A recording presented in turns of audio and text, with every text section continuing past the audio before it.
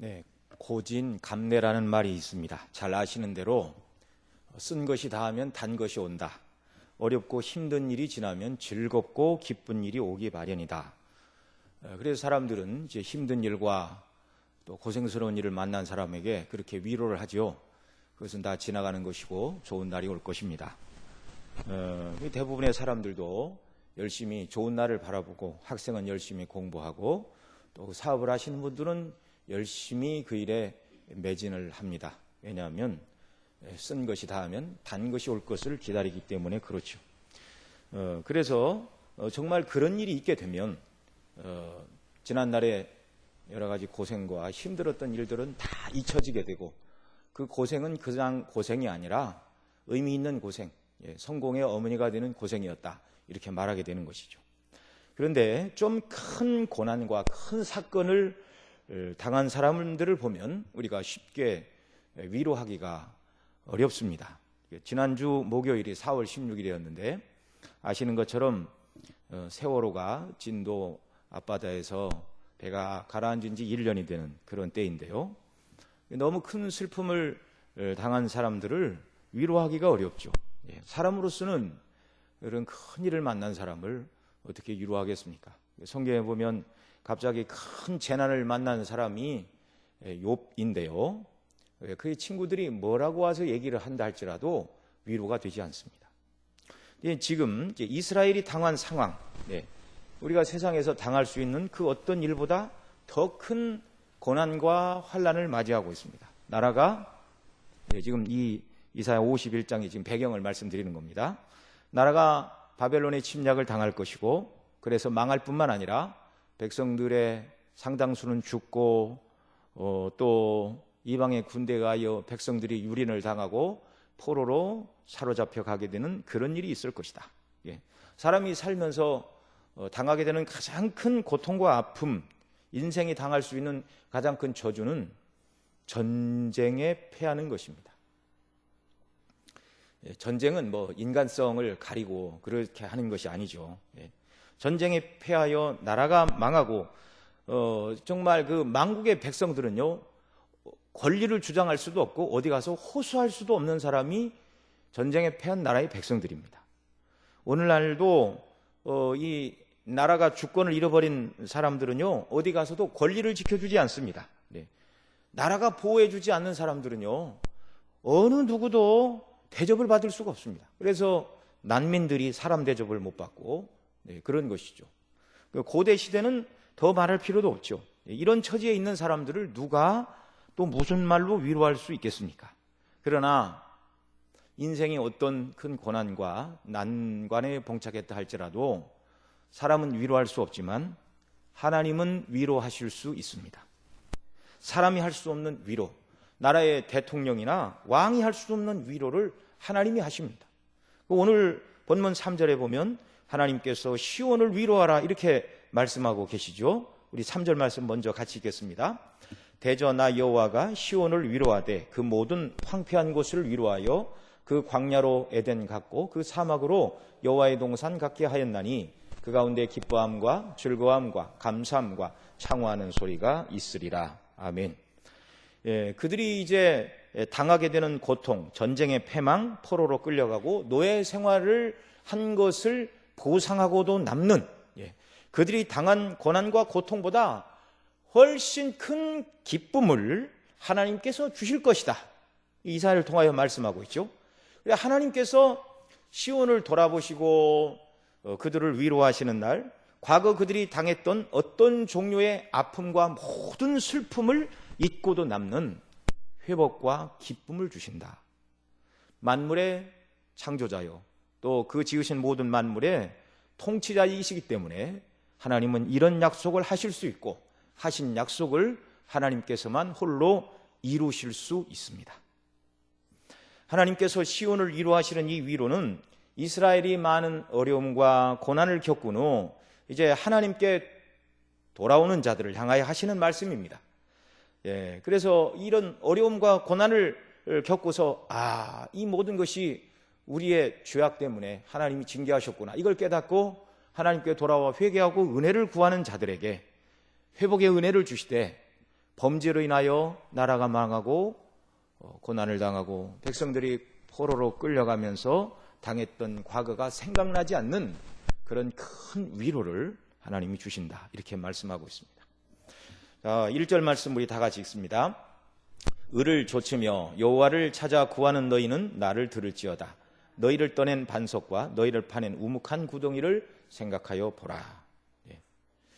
자, 을을 쫓으며 여호와를 찾아 구하는 너희는 나를 들으라, 이렇게 말씀하고 있는데요. 말씀드린 대로 유다가 망하고 바벨론의 포로로 끌려가 고생하면서 하나님을 경외하는 신앙을 견고히 붙드는 자들을 향하여 말씀합니다. 그런 자들만이 을을 쫓으며 여호와를 찾아 구하는 자들입니다. 고난의 때가 되면 참 믿음의 사람과 그렇지 않은 형식적인 믿음을 가지고 있는 사람이 명확하게 구별이 됩니다.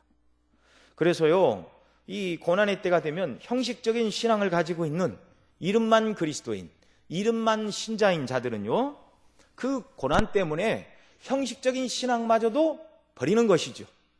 하나님을 섬겨봐야 아무 소용이 없다. 내가 하나님을 섬긴 것이 유익한 것이 무엇이랴. 그리고 다 집어던지고 불신앙에 떨어집니다. 참 믿음이 아니라는 말이죠. 반면에 참 믿음을 가진 사람들은 자신들의 고난이 하나님께 원인이 있는 것이 아니라 자기들에게 문제가 있다는 걸 아는 거죠. 죄로 인하여 하나님의 뜻대로 순종하지 못한 것으로 인하여 생긴 것인 줄 알고 회개하며 은혜를 구하는 것입니다. 그래서 여러분의 신앙이 정말 시편 기자가 말하는 것처럼 고난당하기 전에는 내가 그릇 행하였더니 이제는 주의 말씀을 지키나이다. 또 고난당한 것이 내게 유익이라 이로 인하여 내가 주의 율례를 배우게 되었나이다 라는 시편 기자의 고백과 같은 고백이 고난 가운데서도 정말 우리 입술에서 터져나와 하나님을 더 가까이 하고 사랑하는 역사가 있기를 바랍니다. 또 찬송시에 이런 가사가 있죠. 큰 물결 일어나 나 쉬지 못하나 이 풍랑 인연하여 더 빨리 갑니다. 이게 성도입니다. 이게 성도입니다. 지금이야 배들이 다 동력으로 가지만 옛날은 바람을 맞이하여 이렇게 범선으로 갔는데 경랑에 파도가 이렇게 밀려오면 목적지에 못 다다를 것 같지만 영적으로는 오히려 그런 고난이 올 때 성도가 깨어서 더 하나님의 뜻대로 순종하고 믿음으로 살아가는 역사가 있다는 말이죠. 자, 이 말씀은 어떤 사람이 정말 어떤 고난과 고통과 역경을 통과를 했던지 간에 그것으로 인하여 자기가 연약한 자임을 깨닫고 회개하고 하나님의 은혜를 구하여 바른 신앙으로 돌이키기만 하면 지금껏 당한 모든 고난과 고생을 합친 것보다 더 큰 복락과 위로를 하나님께서 주신다고 오늘 이사야 51장을 통하여 약속해 주시는 것입니다.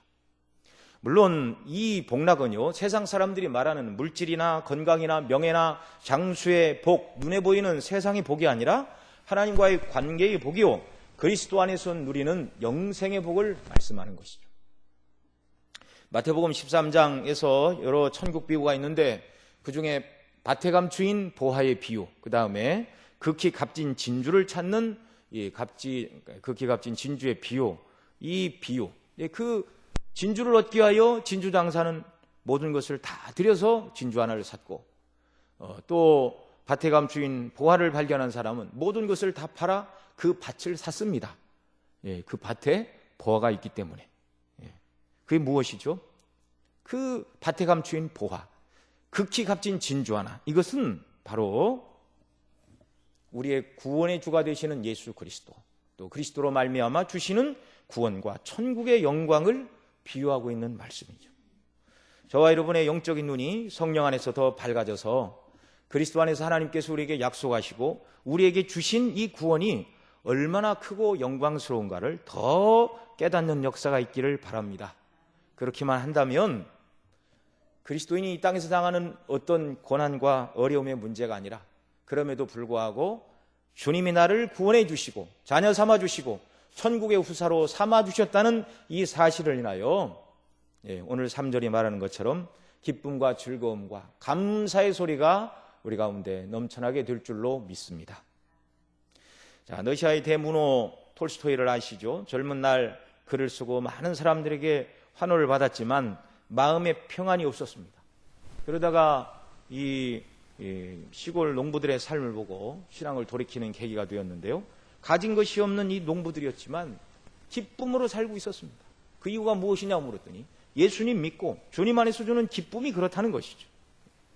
정말 사람이 모든 것을 다 얻고 세상에서 누리고 살아간다 할지라도 구원받지 못한다면 그건 영구한 것이 아니죠. 오히려 세상의 모든 것을 다 내어주고 얻어야 될 참된 것 하나를 붙들으라면 그건 바로 구원입니다. 하나님을 바르게 믿고 섬기는 것입니다. 자, 의를 쫓으며 여호와를 찾아 구하는 너희는 나를 들을지어다. 그러시면서 너희를 떠낸 반석과 너희를 파낸 우묵한 구덩이를 생각하여 보라. 1절 하반절에 이렇게 말씀하는데요. 여러분, 채석장에서 돌을 떠낸 다음에 돌을 이렇게 떠낸 그 채석장을 한번 생각해 보시기 바랍니다. 참 황량하기 짝이 없죠. 황량하기 짝이 없죠. 본래 나무나 풀이 없는 민둥산이었다 할지라도 돌을 떠내면 볼품이 없죠. 그러나 나무도 있고 풀도 있는데 그걸 싹 긁어내고 돌을 떠냈다고 하면 황량하기는 더 이를 데가 없을 것입니다. 그러나 그곳에서 떠낸 돌이 잘 다듬으면 좋은 건축 재료가 되듯이 이 말씀대로 하나님의 복을 받은 자들, 누구입니까? 바벨론의 침략을 받아 포로로 사로잡혀가는 자들이죠. 그 어떤 의미에서 채석장에서 돌을 떠낸 것처럼 예루살렘과 유다는 침략을 받아서 돌을 떠낸 것처럼 황폐하게 일그러지고 아무것도 아닌 것처럼 그런 처지입니다. 그런데 그 떠낸 돌과 같은 그들을 하나님께로 돌이킨 그들을 하나님께서 잘 다듬으셔서 사용하여 주시면 정말 부러울 것이 없는 좋은 재료가 되는 그런 은혜를 하나님이 주신다는 말이죠. 정말 예수님 안에서 별과 다닌 저와 여러분이 하나님께서 복된 존재로 만들어 주셨음을 믿으시기 바랍니다. 정말 별볼일 없는 존재가 예수님 때문에 놀라운 사람들이 된 것이죠. 과거에는 공중권세 잡은 사단이 끄는 대로 끌려가던 사단의 종이었고 죄의 종이었고 본성의 요구에 굴복하는 정욕의 종으로 흑암 가운데 살던 자들이었습니다. 그런데 이제는 사랑의 아들의 나라로 옮긴 바 되었다고 사도 바울이 말씀하고 있죠. 지금은 원로가 되신 우리 노예 어느 목사님은 그런 말씀을 하시더라고요. 자기는 무당의 아들이었는데 하나님의 은혜로 예수님 믿고 목회자가 되었고 하나님을 섬기는 일에 쓰임받았다. 그런 말씀을 하시는 것을 들은 적이 있는데 그건 이제 단적인 하나의 예일 뿐이죠.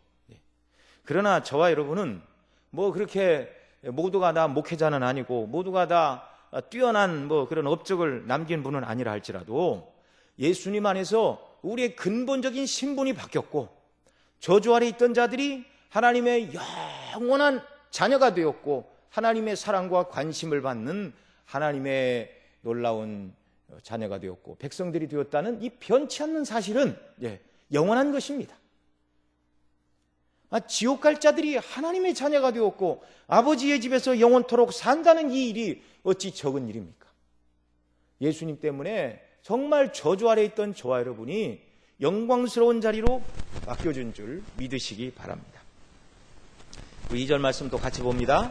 너희 조상 아브라함과 너희를 생산한 사라를 생각하여 보라. 아브라함이 혈혈단신으로 있을 때에 내가 부르고 그에게 복을 주어 창성케 하였느니라. 아멘. 자, 하나님께서 채석장에서 떠낸 돌덩이에 불과한 자들을 쓸모있는 돌로 만드시는 이 일은 이미 과거에 있었다라고 여기 2절 말씀에서 소개를 하고 있습니다. 그들이 누구냐면 그 유대인들의 조상인 아브라함과 사라 이야기를 하고 있습니다. 아브라함은 자녀가 없었고 사라도 나이가 많아 스스로 자녀를 낳을 수 없는 때라고 그렇게 말하고 있죠. 경수가 끊어져서 더 이상 후사에 대한 소망이 없던 그런 때였는데 하나님께서 아브라함을 불러 내 자손을 하늘의 별과 같이 또 바다의 모래와 같이 많게 하리라는 약속을 주셨고 하나님의 이 약속대로 복을 주시어 번성케 하시는 그런 은혜가 있었습니다. 혈혈 단신으로 있을 때 내가 부르고 그에게 복을 주어 창성케 하였다. 이미 그런 일이 있었다는 말이죠. 아브라함의 아버지 데라는 우상장사였습니다. 아브라함도 그 일을 함께 도왔던 것으로 보여지는데요.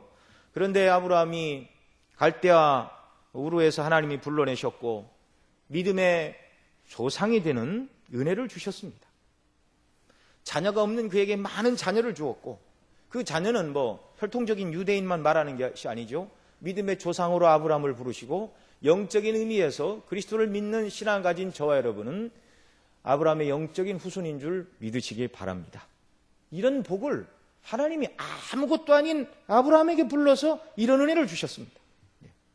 별 볼 일 없는 형편과 처지에 있는 자를 부르시고 새롭게 하시는 은혜, 이런 은혜를 다시 한번 아브라함의 후손인 포로로 끌려갈 유대인들을 향하여 지금 이 약속의 말씀을 주고 계셨고, 이 말씀은 궁극적으로 그리스도 안에서 저와 여러분에게 주시는 위로와 소망의 약속이라는 사실입니다. 자, 말씀드린 대로 지금 이 1절, 2절 계속되는 이 말씀은요, 포로된 땅에서 과거를 기억하며 우리가 하나님을 떠나고 바르게 섬기지 못해서 나라가 망하고 포로된 신세가 되었다. 자, 이런 처지에서 이제 정신을 차리고 우리가 하나님을 섬겨보자. 그러나 이제 이런 처지에서 하나님을 섬긴다고 무엇이 달라질 수 있을까? 지나간 시간이 너무 후회스럽고 하나님 앞에서 악을 행한 조상들이 너무나 원망스럽다 생각하며 회개하며 또 후회하고 있는 자들입니다. 무엇이 달라질 수 있을까? 그들을 향하여 이제 하나님 말씀하시죠. 이제라도 회개하고 의를 구하며 하나님을 찾아 구하는 너희는 나 곧 내 말을 들어라. 그 내가 누구죠? 그 하나님의 말씀에 순종하고 은혜를 구하는 너희에게는 어떤 형편과 처지에서 회개하고 은혜를 구한다 할지라도 하나님은 그 모든 것을 바꿔서 복이 되게 하십니다. 사람이 볼 때 이 상황은 모든 것이 다 끝나버린 것처럼 보여지는 상황입니다. 나라가 이미 망하였고 포로로 끌려가 소망이 없는 자들 아닙니까? 그런데 하나님께서 이런 자들을 향하여 우리가 3절 읽은 대로 대저 나 여호와가 시온을 위로하되 그 모든 황량한 곳을 위로하여 그 광야로 에덴 같고 아무것도 없는 황폐한 그곳을, 그래서 광야와 같은 그곳을 에덴 동산과 같이 하여 주시겠다. 그 사막으로 여호와의 동산 같게 하였나니 그 가운데 기뻐함과 즐거움과 감사함과 창호하는 소리가 있으리라. 말씀드린 대로 여기 3절은 의를 쫓으며 여호와를 찾아 구하는 자들에게 주시는 하나님의 복을 말씀하고 있죠. 전쟁으로 폐허가 된 시온 곧 예루살렘을 에덴 동산 같게 하여 주신다. 사람들이 떠나서 돌보지 않아 사막으로 변한 것과 같은 유다에 버려진 이 땅들이 여호와의 동산 같게 되는 일이 있을 것이다. 그래서 그곳에서 기쁨과 감사, 즐거움, 창화 곧 하나님을 찬미하는 기쁨의 노랫소리가 있을 것이다. 이것은 1차적으로 포로에서 돌아온 이스라엘 백성들 가운데서 이루어질 일을 말씀하고 있지만 그것은 회복의 시작에 불과한 것입니다. 진정한 이러한 복락은 누구에게 주시는가?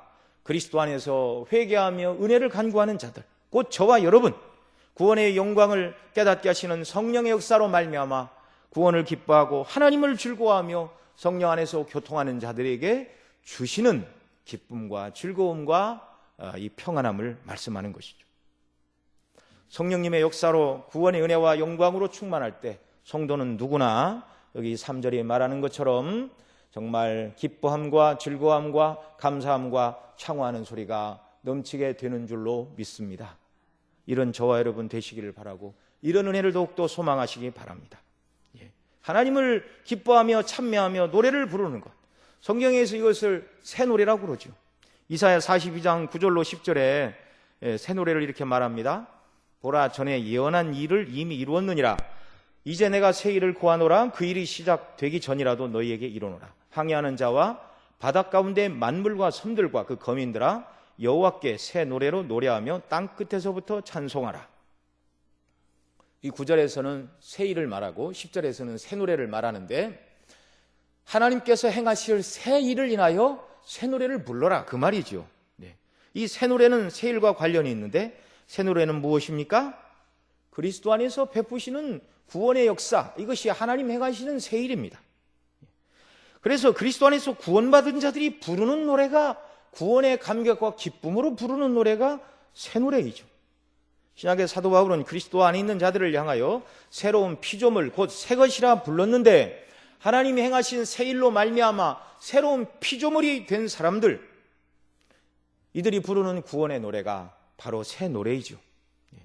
땅 끝에서 찬송하라 그러는데, 땅 끝에 사는 사람들, 당시 이사야도 알지 못하고 유다 백성들이 알지도 못하는 땅 끝의 백성들도 그리스도 안에서 하나님이 베푸실 구원을 인하여 찬송하게 되는 날이 올 것이다. 이 말씀이 오늘 이곳에 예배드리는 저와 여러분에게 응한 줄로 믿으시기 바랍니다. 이 예언을 하면서 이사야는 이사야가 예수님보다 700년 전 사람인데요, 2700년 후에 이곳에서 하나님의 이름을 찬미하며 그리스도의 구원을 찬미할 것이라고 어느 누가 생각을 했겠습니까? 자, 4절에서는 이런 은혜를 누리는 자들에게 일어나는 변화, 또는 이런 변화를 소망하는 자들에게 일어나야 할 일이 무엇인가? 하나님께서 회복의 은혜를 주시고 기쁨을 주시지만 그것은 성도에게 어떤 변화도 일어나지 않는 상태에서 주시는 것이 아니라 성도의 인격과 심령 속에 하나님이 어떤 변화를 일으키시고 어떤 변화를 소망하는 자들에게 그런 은혜를 주시고 온전히 더 새롭게 하신 은혜를 주신다는 말이죠. 우리 4절 말씀 또 같이 읽습니다. 내 백성이여 내게 주의하라. 내 나라여 내게 귀를 기울이라. 이는 율법이 내게서부터 발할 것임이라. 내가 내 공의를 만민의 빛으로 세우리라. 3절에서 말씀한 복을 받을 자들에게는 4절에서 말씀하는 변화가 먼저 나타나게 될 것을 말하는데, 영적인 변화 없이 영적인 복은 없는 것입니다. 그 영적인 변화가 무엇인가? 주의하여 하나님의 말씀에 귀를 기울이는 것이다. 내 백성이여 내게 주의하라. 내 나라여 내게 귀를 기울이라. 이런 일이 먼저 있어야 된다는 것이죠. 복을 주실 때 하나님이 이런 일을 먼저 주신다는 것입니다. 하나님의 말씀에 주의하고 귀를 기울여야 하는 이유는 율법이 하나님께로부터 발할 것이기 때문이다. 율법이 발한다는 이 표현은요, 태양이 그 빛을 발한다는 그런 말의 의미입니다. 그러니까 율법이 온 세상을 비추는 이 태양의 빛처럼 온 세상을 율법이 비추게 된다, 그렇게 말하고 있죠.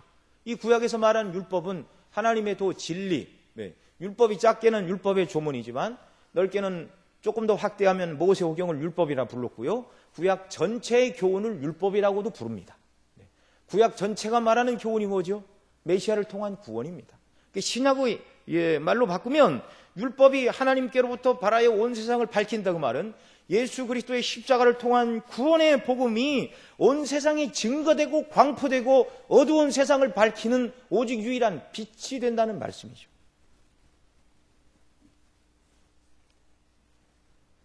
그리스도의 영광스러운 복음이 영광스럽게 온 세상에 전파될 것인데, 그 소리에 귀를 기울여 듣는 자, 복음이 아니면 회복은 불가능한 것입니다. 복음을 떠나서 어떻게 하나님의 복을 받습니까? 예수님 떠나서는 어떤 은혜도 없는 것이죠. 내가 공의를 만민의 빛으로 세우리라, 이렇게 4절 하반절에서 말씀하는데요, 율법에는 하나님의 공의가 나타났죠. 그래서 누구든지 율법을 자세히 주의하여 들여다보면 그 율법의 조항에 자신은 다 걸리는 죄인이라는 걸 깨닫게 되고 부끄러움과 수치를 느끼게 되는 것입니다. 그러면 어떻게 해야 되죠? 회개하며 은혜를 구할 수밖에 없죠. 율법을 읽어도 아무런 감동이 없다면 그건 뭐 이제 정말 울어야 될 일이죠. 그러나 하나님의 백성들은 율법을 들여다볼 때, 내가 하나님의 뜻대로 살 수 없는 죄인이구나, 이 율법의 저주로부터 나를 구원하시기 위하여 하나님께서 행하신 일이 예수님 보내주신 일이구나, 그래 더 예수님을 의지하고 붙드는 것이죠.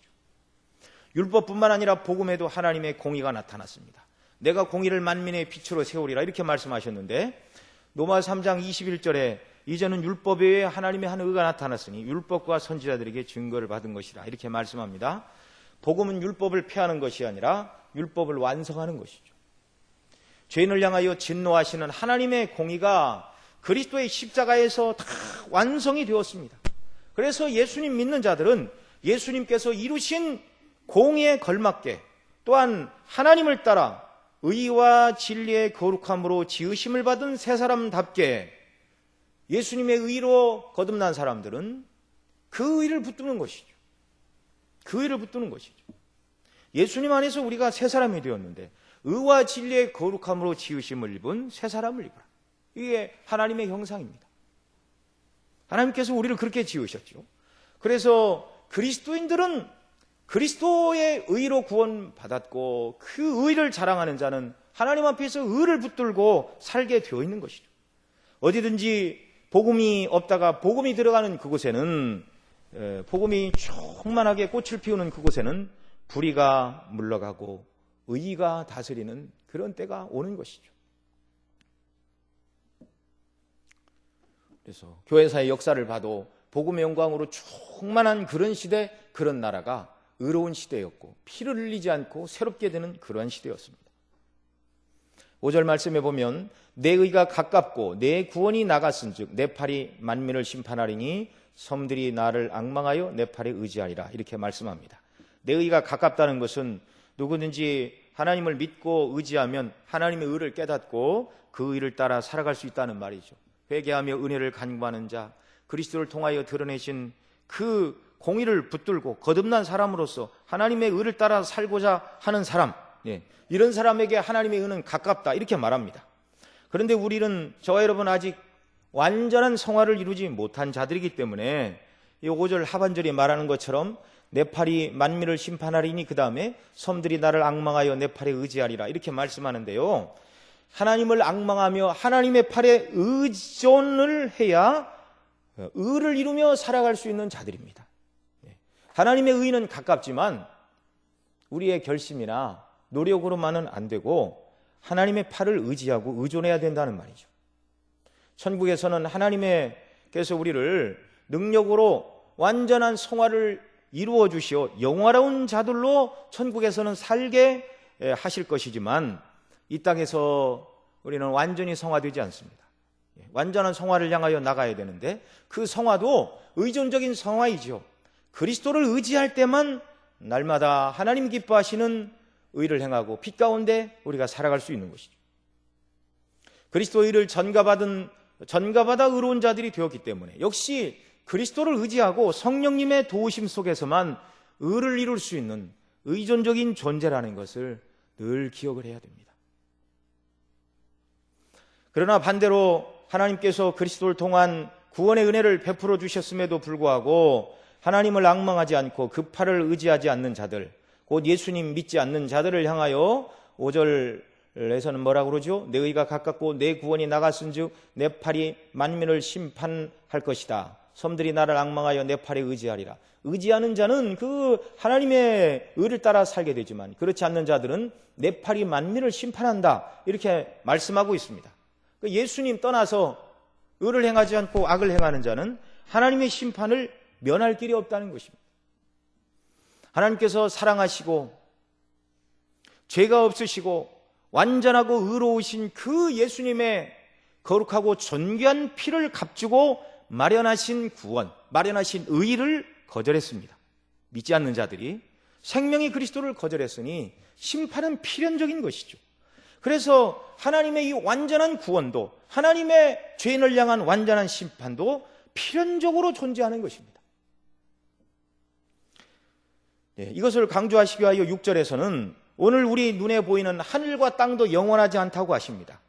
하나님의 영원한 구원과 영원한 심판이 시행될 것이기 때문에 세상은 다 없어지고 말 것이다. 우리 6절 말씀도 같이 보겠습니다. 너희는 하늘로 눈을 들며 그 아래 땅을 살피라. 하늘이 연기같이 사라지고 땅이 옷같이 헤어지며 거기 거한 자들이 하루살이같이 죽으려니와 나의 구원은 영원히 있고 나의 의는 폐하여지지 아니하리라. 아멘. 자, 하늘로 눈을 들라고 먼저 말씀을 하는데요. 하늘이 연기같이 사라지는 날이 올 것이다.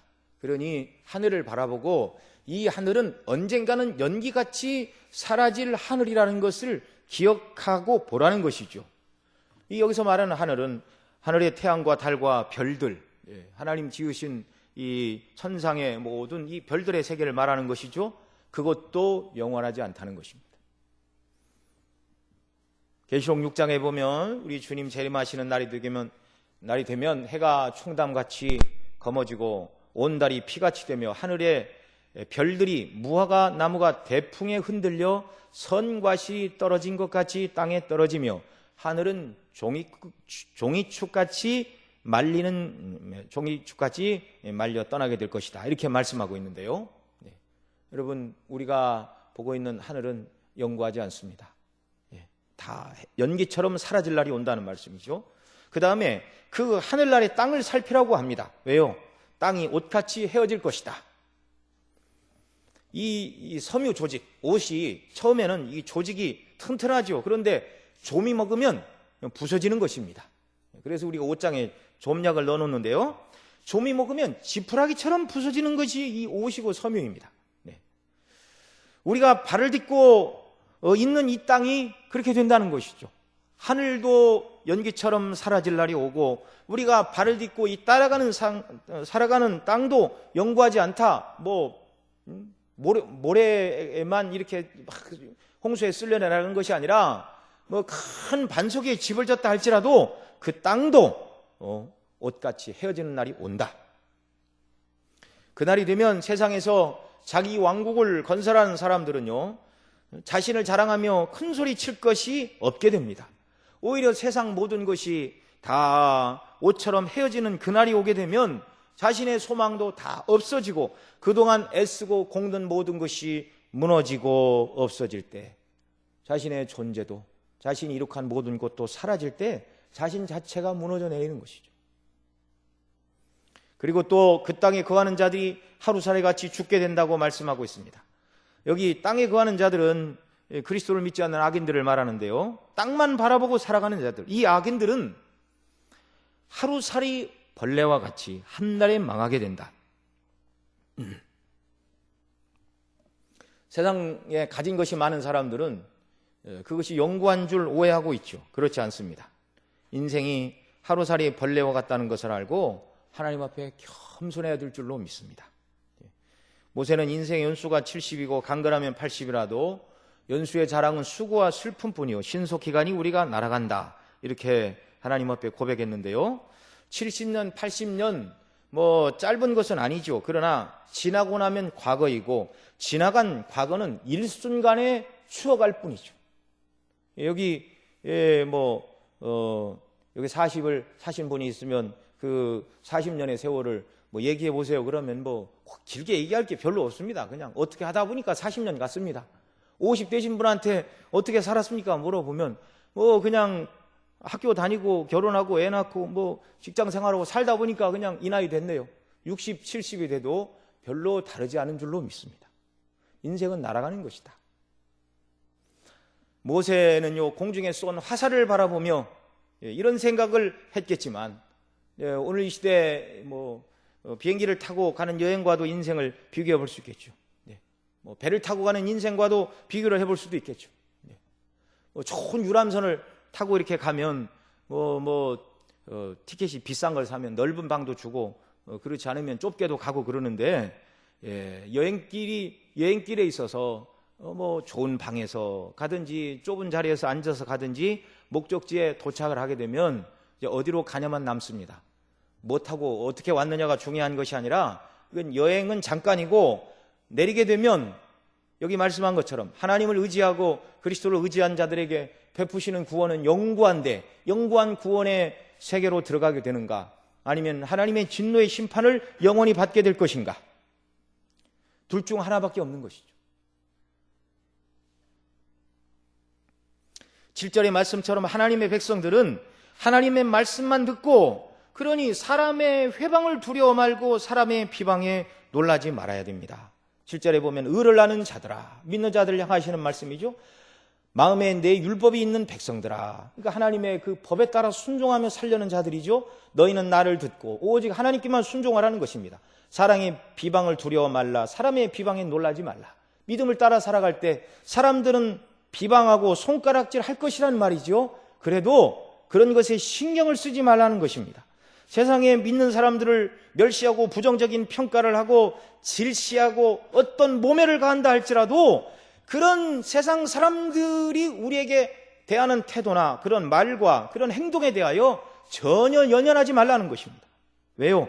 8절에서 다시 말씀하고 있는데, 그들은 옷같이 조막에 먹힐 것이며 그들은 양털같이 벌레에게 먹힐 것이로되 나의 의는 영원히 있겠고 나의 구원은 세세에 미칠 것이다. 이미 6절에서도 그렇게 말했죠. 6절에서도 우리가 살펴본 것처럼 땅은 옷처럼 헤어지고 거기 거한 자들은 하루사라같이 죽을 것인데 하루사루같이 죽을 자들을 8절에서 다시 말하죠. 옷같이 조목에 먹힐 자들이고 양털같이 벌레에게 먹힐 자들이다. 세상 사람들의 영광은 좀에 먹힐 옷이요 벌레에 먹힐 양털에 불과하다는 것입니다. 그러나 하나님의 의는 영원하고 하나님의 구원은 세세에 미치기 때문에 그날이 오게 되면 예수님 믿는 믿음을 따라 살아가는 자들이 얼마나 영광스럽게 되고 이 구원을 베푸신 하나님을 얼마나 찬미하며 기쁨과 즐거움으로 이 날을 맞이하게 될까요? 그러니 믿음을 따라 살아갈 때 세상이 뭐라고 얘기한다 할지라도 그런 말에 귀를 기울이거나 마음을 쓰지 말라. 사람의 회방을 두려워 말고 사람의 비방에 놀랄 것도 없다. 잠시 있다 없어질 존재요. 옷처럼 조맥에 먹히고 양털처럼 벌레에 먹힐 그 인생들이 추구하는 삶의 방식을 따르지 말라는 것이죠.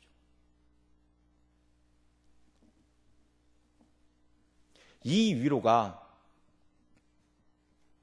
예루살렘이 망하고 포로로 끌려가 노예 생활하는 그들에게 하나님께서 주시고 있는 위로와 소망의 말씀입니다. 세상은 다 지나가는 것이다.